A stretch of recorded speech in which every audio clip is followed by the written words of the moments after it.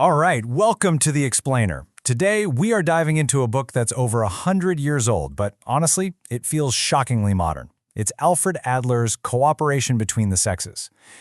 Adler looked around and saw relationships just turning into these constant battlegrounds, and he was convinced he knew exactly why, and more importantly, how to call a truce. I mean, it's a timeless question, right? But what's wild is that over a century ago, the psychologist Alfred Adler was already wrestling with this exact problem. He saw what he described as an enormous tension between men and women, a kind of poison, he said, that was just drying up relationships and leaving them, well, totally barren. But here's the thing. Adler did not see this as just, the way things are. Not at all. He actually diagnosed society with a kind of collective psychological illness, a sickness he believed that was rooted in a really deep, fundamental cultural mistake. And he was absolutely convinced he had found both the cause and the cure. So let's start where he did, understanding the problem itself. Okay, so first up, the battle of the sexes. Adler saw this not as a bunch of personal squabbles, but as a widespread cultural sickness that really affects every single one of us. Yeah, this quote really gets to the heart of it. Adler argued that our whole culture traps us in something he called prestige politics. Now, what does that mean? It means relationships stop being about genuine connection. Instead, they become this battleground for power. It's a constant fight for who's on top, and that striving for superiority just robs relationships of all their joy and spontaneity. So what's the actual root of all this poison?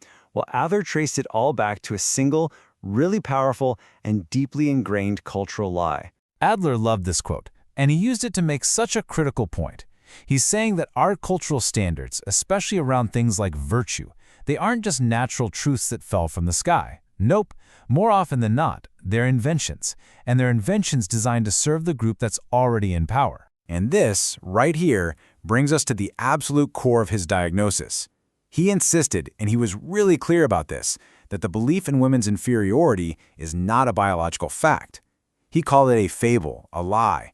It's a story our culture tells itself, a story that says so-called masculine traits are valuable, while so-called feminine traits are not.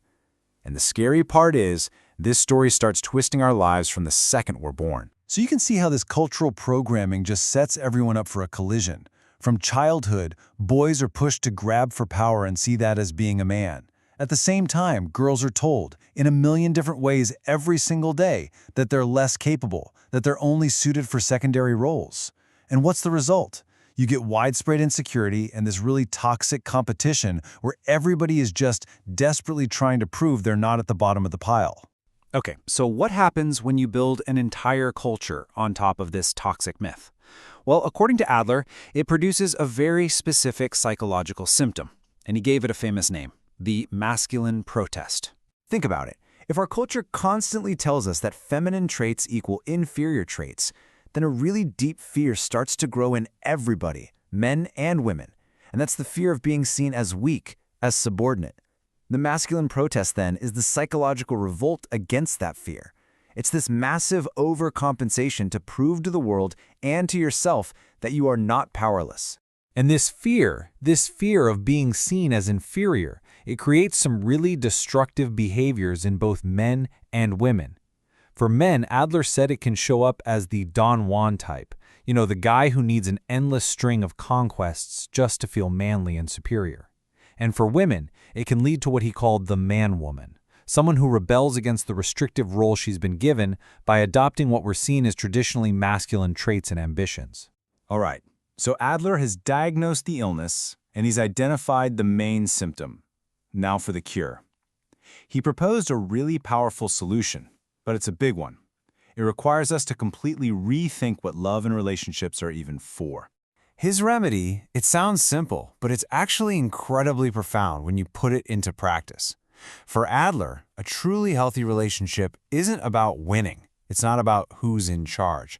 It's about completely letting go of that need for superiority and instead learning how to work together, like a real team, on one of the most important projects in life. So Adler basically lays out a really stark choice for us. You can see it here. On one side, you have the relationship as a power struggle. The goal is dominance, you see your partner as someone to control, it's all built on mistrust. And the outcome, it's always going to be conflict and unhappiness. But then there's the other path, the path of cooperation. Here, the goal is mutual welfare. Your partner is an equal, a friend. It's founded on real devotion and interest in each other. And the outcome there? Well, it's harmony and happiness. So how do we actually get there? Adler gives us 3 keys, and they're pretty straightforward. First, you have to completely reject any notion of superiority or inferiority and see your partner as a true equal.